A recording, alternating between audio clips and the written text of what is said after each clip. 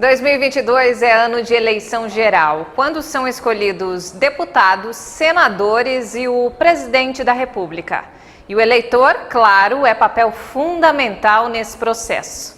Eu ainda não tirei meu título de eleitor esse ano, mas eu vou tirar para eu poder exercer o meu direito de votar. A Esther, o Gabriel e a Ana Clara também vão votar pela primeira vez em 2022. Eles têm entre 19 e 20 anos e acreditam que podem fazer a diferença no processo eleitoral. Eu ainda acredito no poder do voto, por conta que a eleição é a base da democracia e o voto é a soberania popular. Então eu acho que quando eu estou votando, eu estou colocando alguém para me representar lá, eu estou fazendo o meu papel como cidadão. Eu acredito sim que o meu voto faz a diferença, porque eu acredito que se cada um votar para o melhor, para o nosso país, para os nossos propósitos, a gente consegue mudar um todo.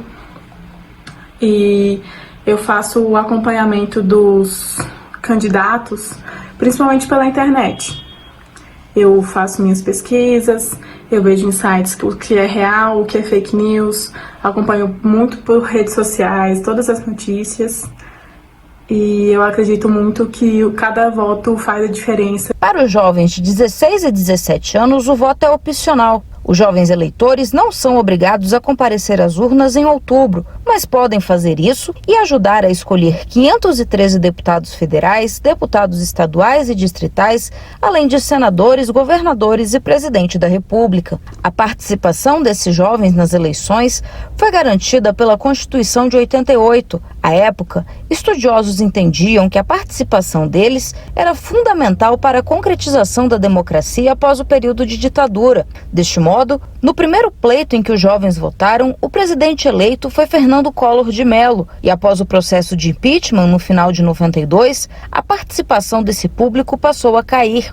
Segundo o Tribunal Superior Eleitoral, em 1990, os jovens representavam 2,7% do eleitorado nacional. Eram 2,9 milhões de eleitores. Em 1992, chegou a 3,2 milhões, ou seja, 3,7% do total de eleitores. Mas em 1994, caiu para 2,1 milhões. De acordo com o cientista político do IBMEC, hoje eles representam cerca de 1% do eleitorado no país. Mas o professor destaca que a eleição de 2022 é uma ótima oportunidade para que os jovens assumam o protagonismo e ajudem a decidir o futuro do Brasil. É muito importante a participação do jovem, obviamente que é uma faculdade para ele, né? Aquele menino que tem menina entre 16 e 17 anos de idade, ele não está obrigado a votar. Mas houve a inserção dessa possibilidade na nossa Constituição de 1988. Então houve uma demanda, inclusive, dessa camada da sociedade, né, dos jovens, por uma maior participação na decisão do futuro do país. Nós temos aproximadamente um pouco menos de 1%, né, dos possíveis votantes, né, estão nessa faixa etária, 16, 17 anos. É importante que realmente aqueles que se sentem mais envolvidos com a política, têm mais interesse, né, têm interesse em conhecer um pouco mais sobre as propostas dos políticos, se mobilizem e participem dessa votação. Né? A gente tem tido, aí, infelizmente, um decréscimo, né, da participação dos jovens desde 1988 para cá, né, conforme divulgado pelo Tribunal Superior Eleitoral. Então, talvez seja agora um momento, né, de uma retomada aí da participação maior dos jovens para buscar, né, um futuro melhor, tanto para eles como para todo o resto da população. Para quem tem mais de 16 anos e ainda não tirou o título de eleitor, ainda há tempo. As emissões e alterações no título podem ser feitas até o começo de maio, cerca de 150 dias antes da eleição.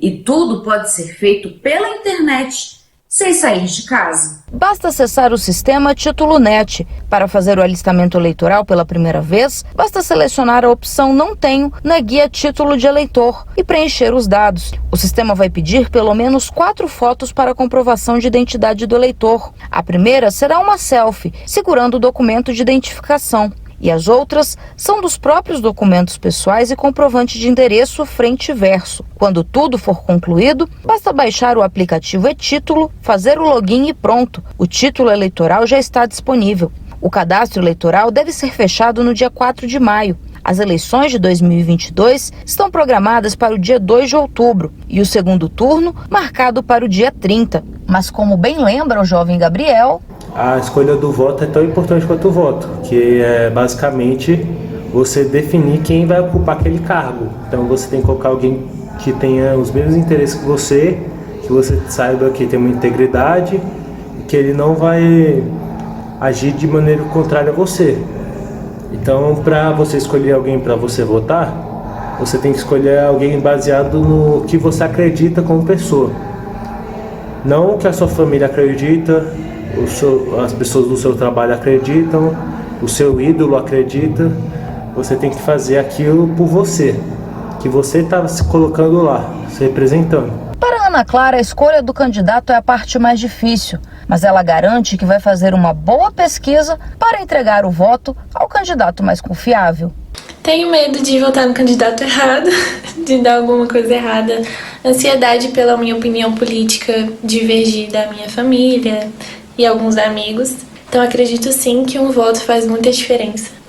E vou escolher meu candidato baseado nas minhas pesquisas, baseado nos debates e em tudo mais, para formar minha opinião e votar no dia, sem seguir qualquer influência de família e pessoas de fora. O cientista político explica que a pesquisa e o diálogo com os mais experientes são essenciais para definir o melhor candidato e que, em tempos de fake news, a informação adquirida na internet precisa ser muito bem filtrada. Com relação à escolha do candidato, é importante que o jovem faça uma pesquisa nas redes sociais, na internet, cheque com muito cuidado, né, porque hoje nós temos um excesso de fake news, né, nos meios de comunicação, mas que ele procure com muita atenção, muito cuidado, quais serão os candidatos para as eleições.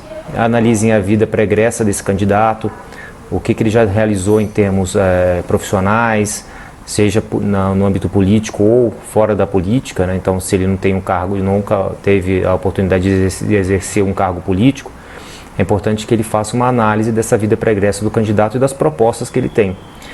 E é importante também salientar da importância de se verificar quais são as propostas que o candidato apresenta que são realmente factíveis de serem cumpridas, né?